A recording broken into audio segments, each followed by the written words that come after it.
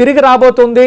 అయితే గతంలో వచ్చిన 151 సీట్లు కాదు కానీ 120 సీట్లు రాబోతున్నాయి వైఎస్ఆర్ కాంగ్రెస్ పార్టీకని ఆ సంస్థ అంచనా వేస్తోంది.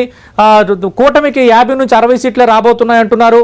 అలాగే హెచ్ఎంఆర్ సంస్థ మనం తీసుకుంటే హెచ్ఎంఆర్ సంస్థ వైఎస్ఆర్ కాంగ్రెస్ పార్టీ వైపే మొగ్గు చూపుతోంది. ఎగ్జిట్ పోల్స్లో 91 నుంచి 101 స్థానాలు వచ్చే అవకాశం ఉందంటున్నారు. అలాగే తెలుగుదేశం పార్టీకి 73 నుంచి 83 స్థానాలు వచ్చే అవకాశం ఉందంటున్నారు. అయితే హెచ్ఎంఆర్ సంస్థ అదర్స్ అంటూ 1 నుంచి 2 సీట్లు పాయింట్అవుట్ చేస్తున్న సందర్భంలో మరి 1 నుంచి 2 సీట్లు కొన్ని చోట్ల తెలుగుదేశం పార్టీకి సంబంధించిన బలమైన అభ్యర్థులే 2-3 స్థానాల్లో రెబల్స్గా రంగంలో దిగిన వాతావరణం ఒకటైతే కాంగ్రెస్ పార్టీ 1-2 స్థానాలు వస్తాయని అంచనాలో ఉంది. కాబట్టి ఆ అదర్స్లో ఆ 2 పార్టీలు అంటే టీడీపీ రెబల్సా కాంగ్రెస్ పార్టీ అభ్యర్థుల అనేది మనం వేచి చూడాల్సిన పరిస్థితి. మరో 2-3 సంస్థలు కూడా ఆంధ్రప్రదేశ్కి సంబంధించి అంచనా వేశాయి ఎగ్జిట్ పోల్స్ని. అవి కూడా ఒకసారి మనం చూద్దాం.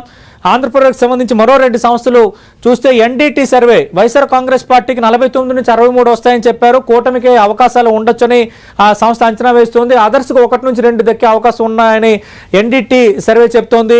అలాగే ఏపీ కనెక్ట్ వైఎస్ఆర్ కాంగ్రెస్ పార్టీకి పరాజయం తప్పదన్న అంచనాలో ఉంది. కూటమికి 131 సీట్లు వస్తాయని ఆ సంస్థ అంచనా వేస్తోంది.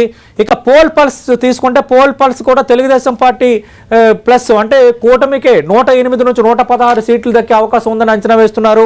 బట్ పీపుల్స్ పల్స్ కోసం కళ్యాణ్ మనం చెప్పుకోవాలి. గత ఎన్నికల్లో వైఎస్ఆర్ కాంగ్రెస్ పార్టీ అధికారంలోకి వస్తుందని ఒక టెంటేటివ్ నెంబర్ దాదాపు ఆ సంస్థ ఇచ్చింది. కానీ ఈసారి మాత్రం రివర్స్ లో కూటమికి 111 నుంచి 135 స్థానాలు రావచ్చని పీపుల్ పల్స్ అంచనా వేస్తుంది. ఇప్పుడు మనం మొత్తం 9 సర్వే సంస్థల రిపోర్ట్స్ ఇచ్చాం. ఇందులో మెజారిటీ టీడీపీ వైపు కూటమి వైపే మనకు కనిపిస్తున్నాయి. అందులో కొన్ని వైసీపీ వైపు మీరు అన్నట్టుగా ఆత్మసాక్షి అలాగే క్యూ మెగా హెచ్ఎంఆర్ ఈ 3 సంస్థలు YSR Congress party comfort position లో రాబోతున్నాయి. అంటే 151 సీట్లు కాకపోయినా గెలవబోతుందని చెప్తున్నాయి. మిగిలిన 6 సంస్థలు కూడా మిగిలిన అన్ని సంస్థలు కూడా టీడీపీ కూటమి వైపే మొగ్గు చూపిన పరిస్థితి అయితే మనకి ఇక్కడ కనిపిస్తుంది.